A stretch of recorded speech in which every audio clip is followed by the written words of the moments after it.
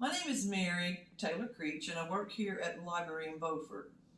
One of the things I love to do when I'm not reading or working at the library is I love to sew. And I've been sewing since I was like 9 years old.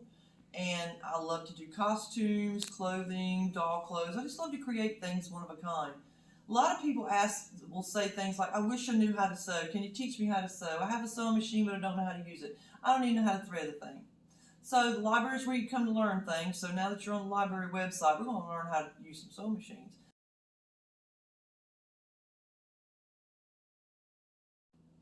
Okay, let's go ahead and get started with some of the basics of a sewing machine.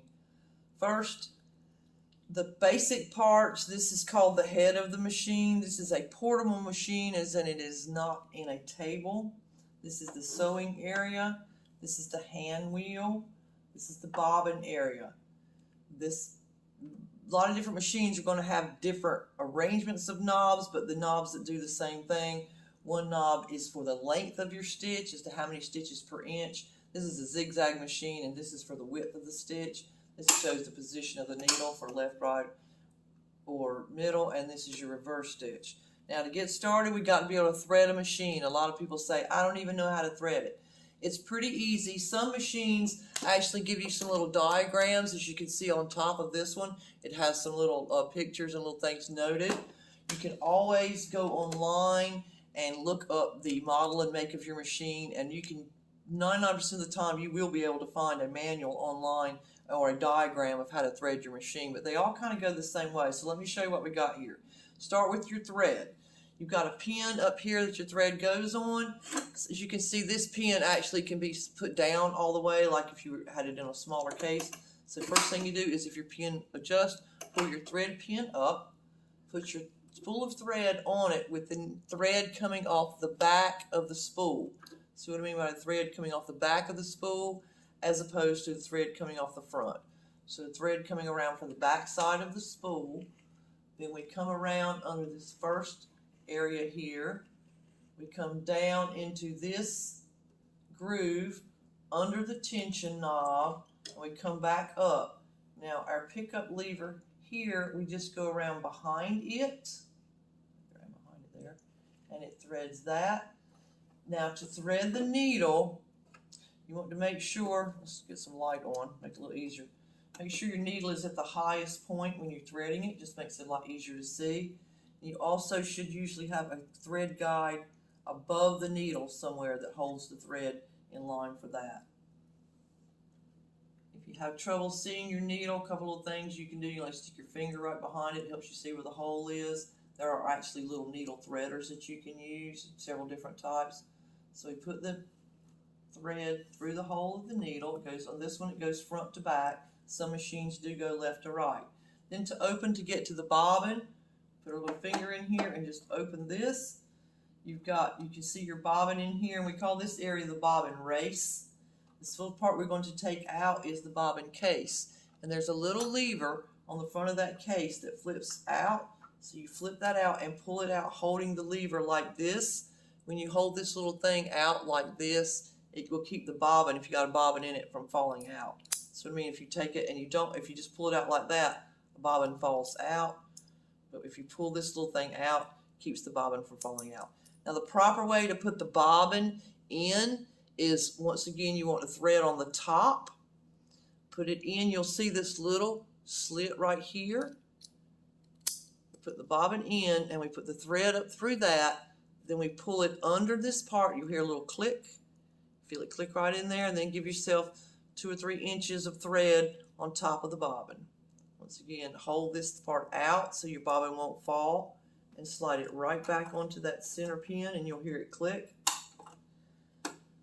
To get your machine to pick up the bobbin thread, hold your finger on the thread, the needle thread, and then turn it down. One rotation of your hand wheel, and pull up, out. It will actually pick up the thread there. And there, you can see that, pick the thread up. So run one rotation under there, close that, and you're ready to begin sewing.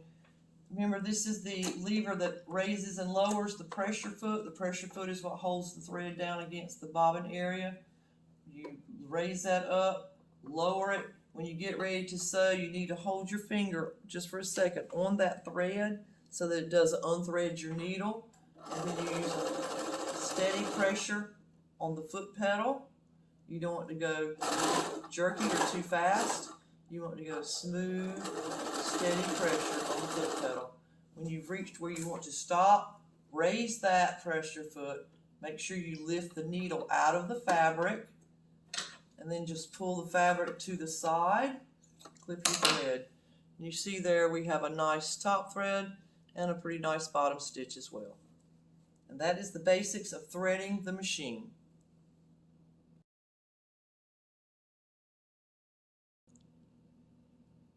Now that we've got the machine threaded, I'm going to show you how to make a very simple and useful little item. It's just called a bowl cozy. And if you've got you a nice big bowl of ice cream and you're going to sit on the couch and hold it in your hand, your little hands is going to freeze. But if you've got a bowl cozy, you can put it in it and enjoy your ice cream and your hand don't freeze. Bowl cozies can also be used to heat items up in the microwave. You can actually put a microwave safe dish in this and put it in the microwave, and therefore when you take it out, you don't burn your hands. So they're very useful gifts for people and very useful to have yourself. The main thing you need to remember, all you need is some fabric, which would have to be a woven cotton. You can't use a knit that is a polyester type knit because it's going to go in the microwave. And you need 100% cotton batting, the kind that is not polyester. And if you use 100% cotton, these things can be put in the microwave to heat your items up and not burn your hands when you take your bowl out. So we start with 2 squares of the batting that is 12 inches square and 2 pieces of fabric that is 12 inches square. Lay them on top of each other like so. And then what we're going to do is we're going to sew an X from one corner to the other.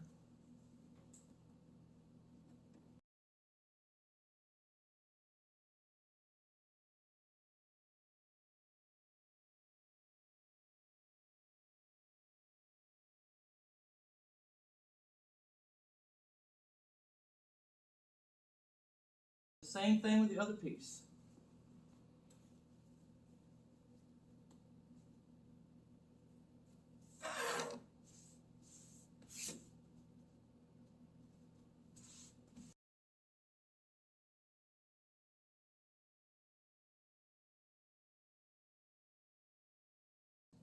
Next, fold it in half,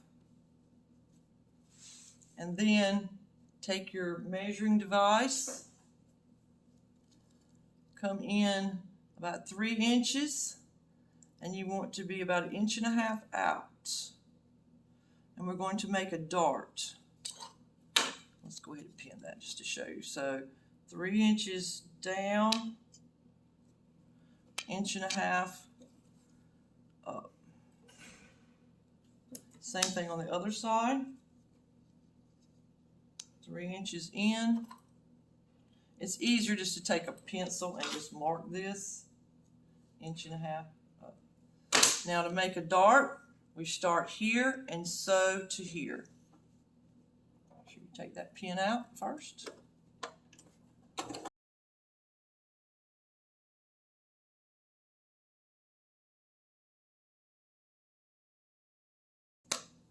Do this on both pieces.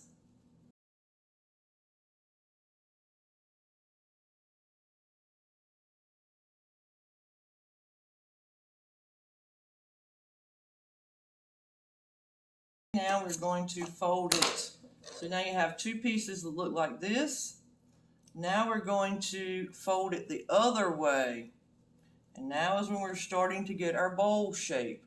So fold it like that. And once again, make your marks 1.5 inches up, 3 inches in.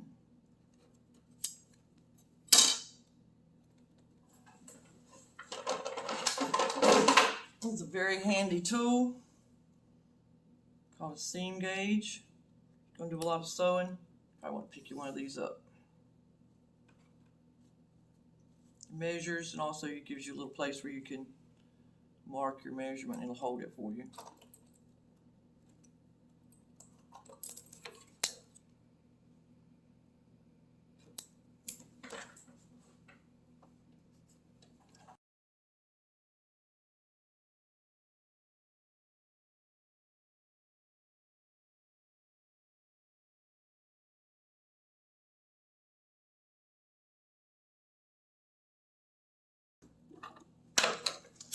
Okay, now we've got two pieces that look kind of like a bowl.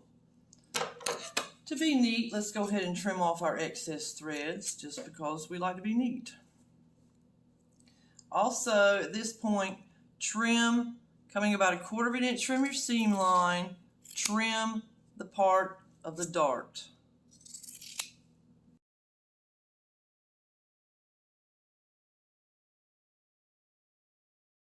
Now we want to put the bowls together, right side together. So we're going to go right sides together and put the bowl together.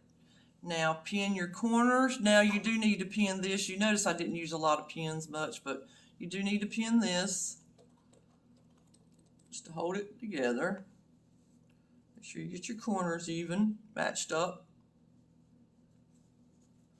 Now we're going to be turning this obviously, so we have to leave an area we're not going to sew.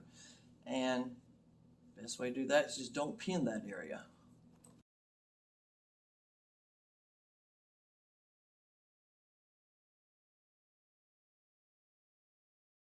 And now we've got just one side. We're going to leave this side right here open, so we're going to put a pin here. And just to remind us to stop, we're going to put this pin in a little bit deeper. So we're going to come here, we're going to start, so we've got it pinned all the way around except for this part right here. We don't have a top pin on this one. See how we got top pins everywhere but there. So we put these pins around. Now we're going to put this under your machine. Give yourself about 1/2 inch to a 5/8, well, about 1/2 inch seam should be good.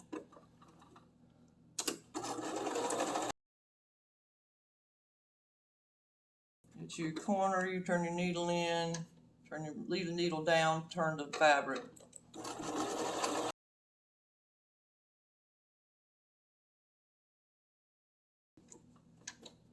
Okay, this is the last one that we're going to sew because we had to leave this part open to turn it. Come on down here. And I'm going to sew this just beyond where the dart was. So we're going to cross the dart, and then we're going to stop. And because we have to turn it, we're going to give it a little back tack. Now, to turn it, the easiest thing I find to turn it, go ahead and open it right here, but then reach inside. First, let's trim it a little bit. Let's trim the 4 corners, trim the edges a little bit, maybe like a little bit closer to your stitch line, just gives it less bulk. Okay, so we've trimmed around the edges. We've got our little opening in here. I reach in the opening and go to the corners first and turn the corner. So push your finger in there, turn that corner. I turn that corner, and I turn that one. By turning it, I mean, so you go ahead and push it in so that now we're going to bring the whole thing through this opening. So we're going to turn it inside out through this opening. Now you need to come to your edges and you'll kind of work them around a little bit. Make sure you got all your corners out. See how you pull your corner, flatten the edge. And now we've got this part that we didn't turn, so we had to leave unsewed for the turning. So now what we're going to do is we're going to turn that under about 1/4 inch, hold it at the seam and pull it like that, and it will turn itself under. So now we're going to put a pin in this, sharp, and hold that closed. And all we have left to do on our little bowl cozy is go around the outside edge, and we do that kind of a top stitch around the outside edge just to make it look nice. Now you may want to pin it at this point. You would like roll it like this and pin it all the way around if you want to.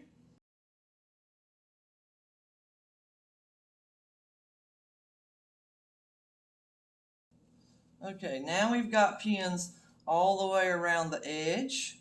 You can either straight stitch or zigzag this, whichever way you like, because this is a zigzag machine, and just to show you what we're doing here, we're going to zigzag this edge.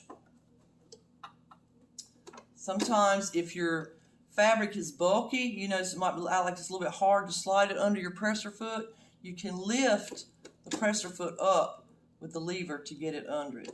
Now to do the edge stitching, I run the edge of the presser foot right along the edge of the fabric. Make sure you take these pins out as you go along.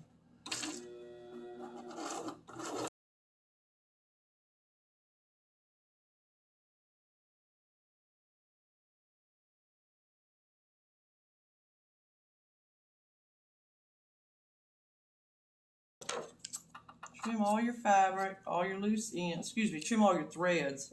Already trimmed your fabric. And there you have, with just a very little bit of effort, a nice bowl cozy, so that when you're sitting on the couch eating your ice cream, you don't freeze your hands. I hope that you will enjoy this. I hope you will give it a try. We do have lots of different crafts that we may eventually start sewing here and teaching you how to sew.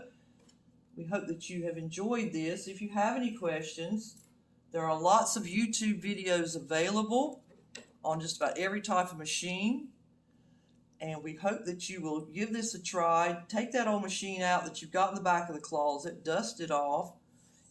See if you've got the manual. If you don't, find one.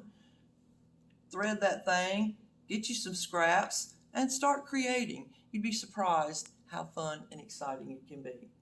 Thank you very much for watching this video, and stay tuned for more.